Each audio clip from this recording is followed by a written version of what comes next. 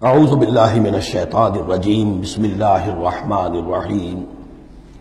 اب وہ مسئلہ آ رہا ہے کہ جس کی تمہید ہوئی تھی پہلے رکوع میں، حضرت زینب رضی اللہ تعالی عنہ سے حضور کی شادی کا معاملہ، اور اس سے پہلے حضور کے کہنے کی وجہ سے حضرت زینب کا نکاح جو حضرت زید ابن حارثہ سے ہوا، پھر زید ابن حارثہ رضی اللہ تعالی عنہ نے جو ان کو طلاق دینی چاہی، تو حضور کے دل میں جو یہ خیال ہوا کہ میں نے پہلے تو حکم دے کر نکاح پر مجبور کیا، اب اگر یہ داغ لگ جاتا ہے زینب کو تو گویا کہ پھر تو ایک ہی شکل رہ جائے گی اس کی دل جوئی کی، تلافی کی، کہ میں خود نکاح کروں۔ اب میں خود نکاح کروں گا تو چونکہ زید میرا منہ بولا بیٹا رہا ہے پہلے، ایک طوفان اٹھ کھڑا ہوگا، حالانکہ اس میں بات کوئی نہیں تھی، لیکن یہ کہ حضور نے اس کی وجہ سے یہ سمجھا کہ یہ مصلحت کے خلاف ہوگا، تو اسی گویا کہ آپ اسی ششپنج میں تھے کہ یہ آیات نازل ہو گئی۔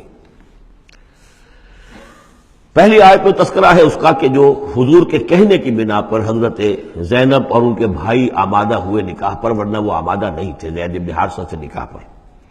وما كان لمؤمن ولا مؤمنة اذا قضى الله ورسوله امرا ان يكون لهم الخيرة من امرهم، یہ کسی بھی مومن مرد اور کسی بھی مومن عورت کے لیے یہ روا نہیں ہے کہ جب اللہ اور اس کا رسول کسی شے کا فیصلہ کر دیں تو پھر بھی انہیں یہ خیال ہو کہ ہمارے پاس آپشن باقی ہے، ہمیں اختیار حاصل ہے۔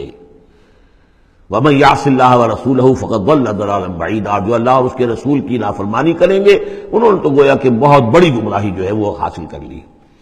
تو یہ گویا کہ ایک تو یہ کہ اس کو عام ہم لیں گے تو یہ ہر معاملے کے اوپر ہے کہ اللہ اور اس کے رسول کے فیصلے کے بعد پھر میں یہ سمجھوں کہ میرے پاس کوئی آپشن ہے، تو اس کا مطلب ہے کہ میں اللہ کا انکار کر رہا ہوں، رسول کا انکار کر رہا ہوں۔ پس منظر میں وہی ہے کہ حضور کی فرمائش جو تھی ابتداءً تو چونکہ امیمہ ابن عبد المطلب حضور کی پھپھی تھیں جن کی بیٹی ہیں حضرت زینب، اب یوں سمجھیے کہ قریش کا اونچا خاندان ہے، اور ادھر یہ ہے کہ حضرت زید ابن حارثہ غلام رہے ہیں، اگرچہ تھے شریف خاندانوں میں سے عرب کے، لیکن کبھی انہیں کہیں پکڑ کر کہیں کسی نے لا کر غلام بنا کر بیچ دیا تھا تو داغ تو لگ گیا غلامی کا، اور اس معاشرے میں وہ داغ پھر دھلتا نہیں تھا ایک دفعہ لگ جانے کے بعد۔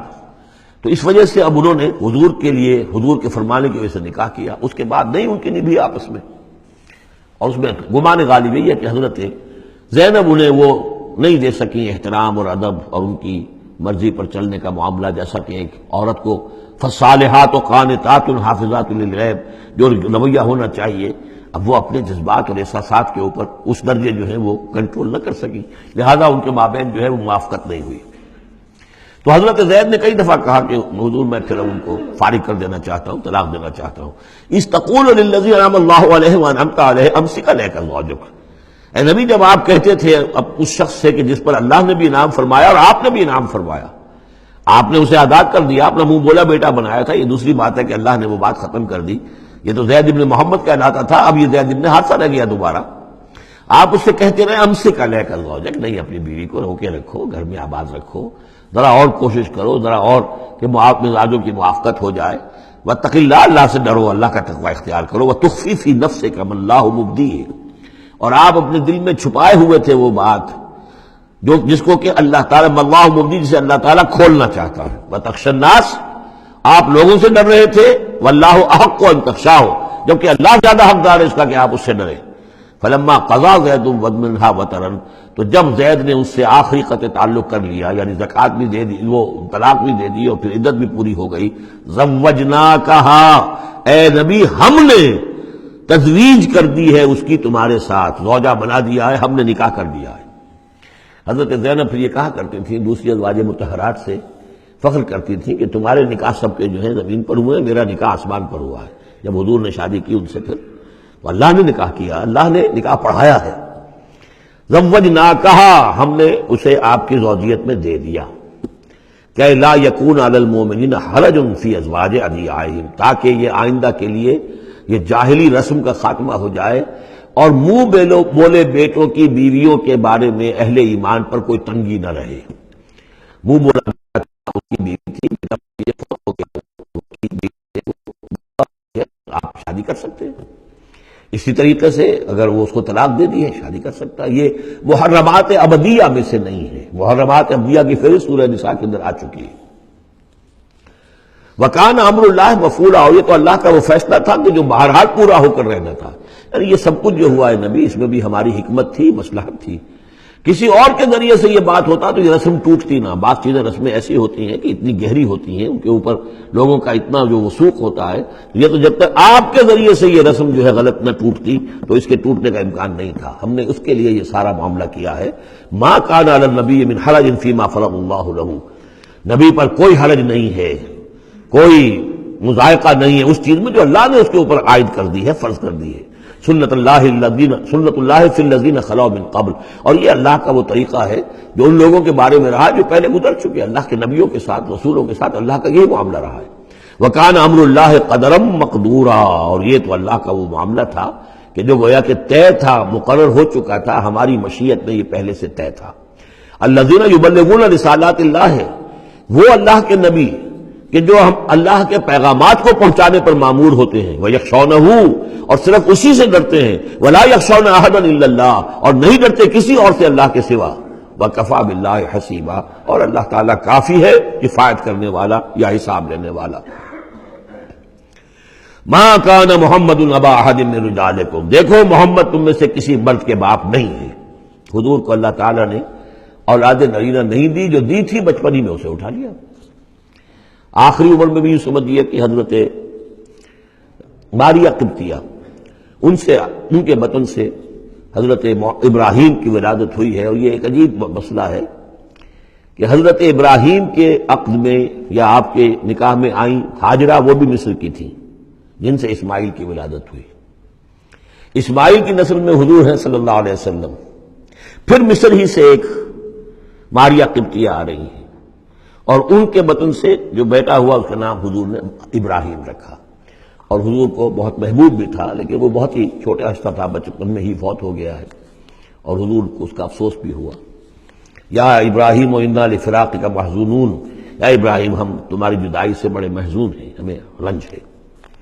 بہرحال ما کان محمد ابا احد من رجالکم، تمہارے مردوں میں سے کسی کے باپ نہیں ہے. یہ زید بن حارثہ کے باپ نہیں ہے.